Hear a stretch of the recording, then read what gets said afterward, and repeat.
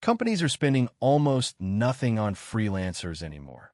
Ramp's data shows freelance marketplace spend collapsed from 0.66% to 0.14% of business budgets, while AI model spend rocketed to 3%.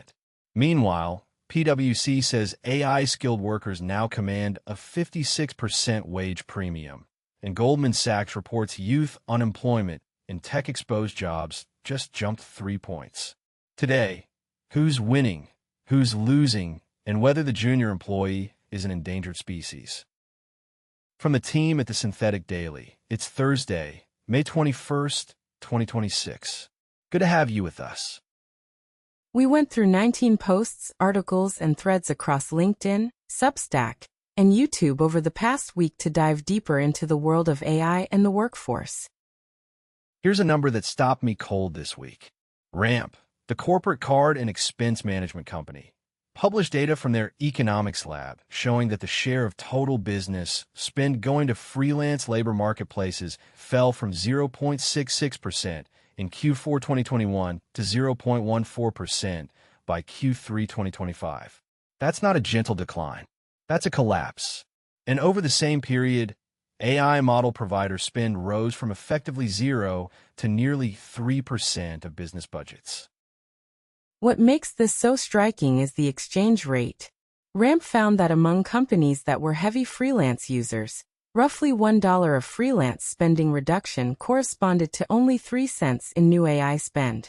Businesses aren't replacing one expensive thing with another expensive thing. They're replacing one expensive thing with something almost free by comparison. Brookings Institution research backs this up with data from Upwork. Freelancers in AI-exposed occupations experienced a 2% decline in contracts and a 5% drop in earnings since 2022. And here's the counterintuitive part. It wasn't the cheap, inexperienced freelancers getting hit hardest. It was the experienced ones offering higher-priced, higher-quality services. The exact people you'd think reputation would protect. This matters because freelancers sit outside the standard policy safety net. No unemployment insurance. No severance. No retraining programs. They're canaries in the coal mine for what happens when AI substitution hits a labor market segment that has no institutional shock absorbers.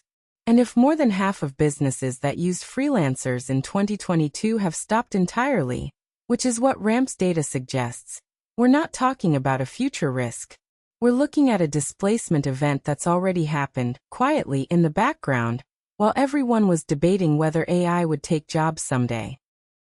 PwC dropped their 2025 Global AI Jobs Barometer earlier this month, and the headline number is eye-catching. Workers with AI skills now command an average 56% wage premium over peers in the same roles without those skills. That's double the 25% premium recorded just a year earlier. Analyzed across nearly 1 billion job postings on 6 continents, it's probably the most robust compensation data we have on this question. But there's a tension buried in the report that deserves more attention. Yes, AI-skilled workers are getting paid more. And yes, jobs are actually growing in roles most exposed to AI, up 38%. But the skills employers want are changing 66% faster in those same roles. That was 25% faster just last year. So you're earning more, but the ground beneath you is shifting at an accelerating rate. The treadmill is speeding up even as the rewards get bigger. The IMF published a blog post in January that adds a genuinely surprising wrinkle. Their research found that while AI skills command wage premiums, they haven't actually contributed to employment growth. In regions with high demand for AI skills, employment levels in AI-vulnerable occupations are 3.6% lower after 5 years compared to regions with less demand. In other words, the people who learn AI skills get richer individually, but the overall number of jobs in those areas still shrinks. The premium is real, but it's flowing to a smaller pool of winners. And another finding from PwC that's been largely overlooked. The share of AI-augmented jobs requiring a formal degree fell from 66% in 2019 to 59% in 2024. Employers are caring less about credentials and more about demonstrated capability. Which brings us to a theme Andrew Plummer raised on LinkedIn this week. The old script of degree, entry-level job, stable progression is being rewritten into something more like skills, proof of work, network, continuous reinvention. Andrew Plummer, who just took a professorship at the Defense Acquisition University, also posted something provocative this week. He argued we're not seeing the collapse of opportunity for new graduates, but rather an accelerated rewrite of the traditional career playbook. And then he laid out the uncomfortable mechanism, the tasks companies historically gave junior employees: summarization, research synthesis, drafting, basic analysis, coordination, formatting, routine coding, are precisely the tasks AI handles well now. That's a great point.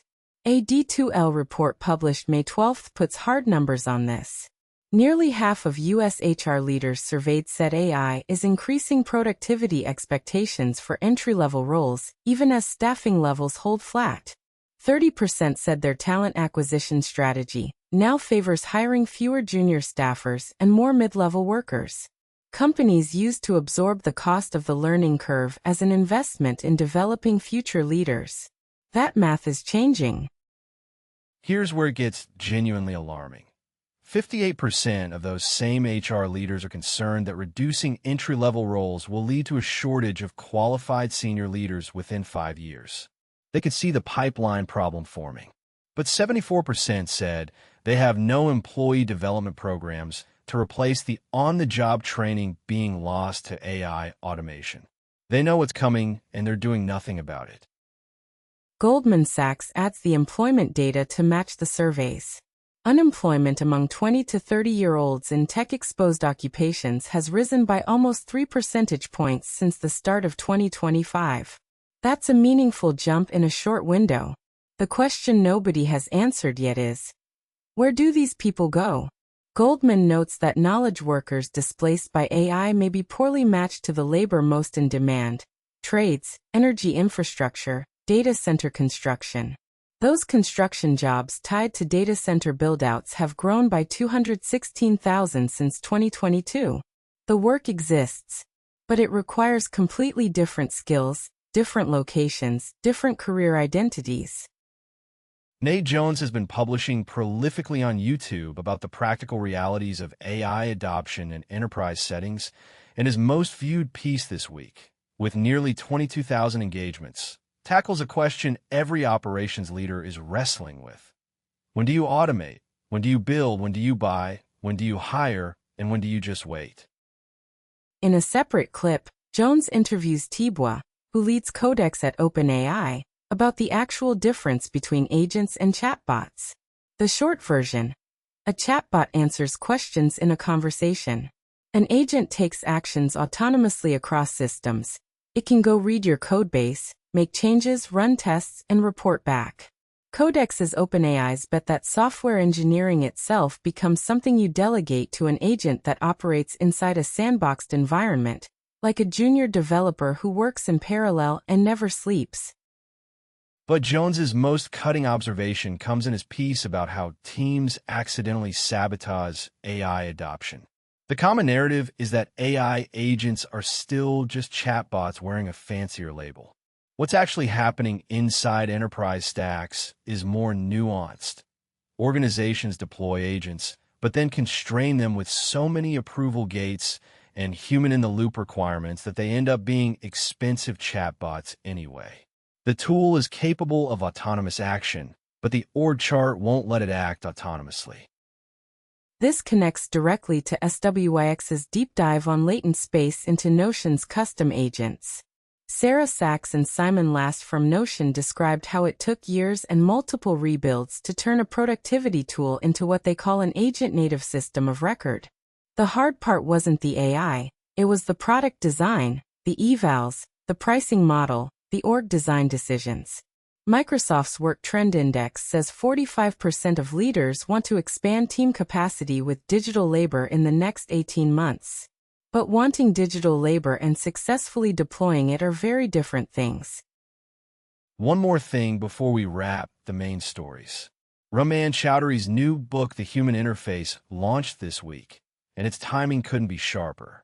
Chowdhury, who previously led Twitter's machine learning ethics team and has worked at the intersection of technology, labor, and public accountability for years, frames the book around a simple premise. Emerging technologies are reshaping workers' lives, often without their input. And this isn't an abstract argument anymore. When RAMP's data shows freelancers being silently replaced, when D2L's survey shows companies eliminating entry-level positions without building alternative development pathways, when the IMF finds that AI-heavy regions actually lose jobs even as individuals with AI skills prosper. In all of these cases, the people most affected had essentially no seat at the decision-making table. Chowdhury describes wanting the book to feel like a kitchen table conversation about the future we're building together. And that framing matters because the data this week paints a picture of a transition being managed by institutions for institutions. PwC's report is subtitled AI Makes People More Valuable. And at the individual skill level, that's true. But the SHRM research showing 23.2 million American jobs already impacted, the WEF projecting 92 million displaced roles offset by 170 million new ones. These are macro numbers that obscure enormous individual disruption. The web designer conversation Ruben Hassid sparked on LinkedIn captures this tension neatly. He argues AI hasn't replaced web designers. It's created a gold rush for people who can build fast with tools like Webflow. One person shipping a premium website in hours instead of a team spending weeks. That's transformation, not elimination. But it's transformation that concentrates value in fewer hands. The question Chowdhury is asking, who gets to shape how these tools are deployed, and whose voice counts, feels more urgent with every data point that drops. All right, let's zoom out and talk about the bigger picture. What are the main themes running through everything we covered today? The first big theme is invisible displacement.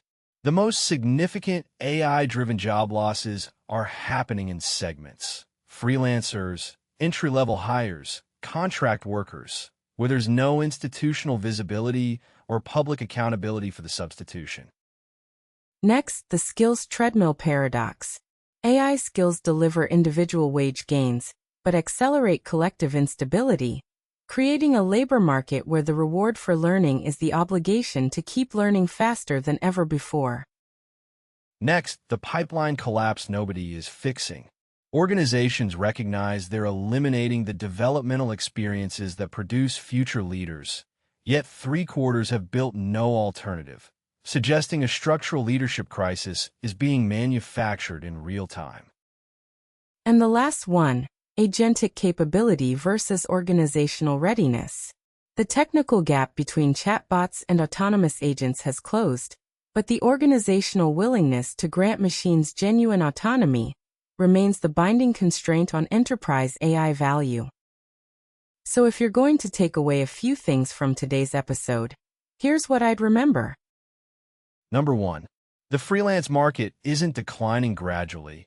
It's already been gutted, and the replacement ratio is roughly $1 of human labor cut for 3 cents of AI spend.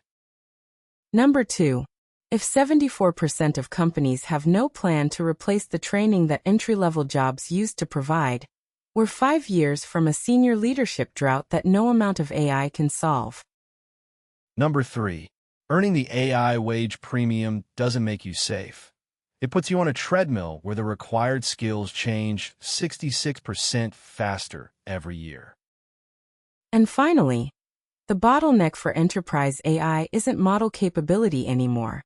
It's whether organizations will actually let agents act without a human approving every step.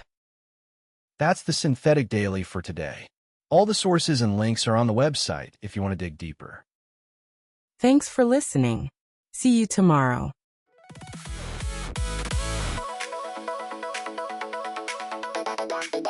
in the air.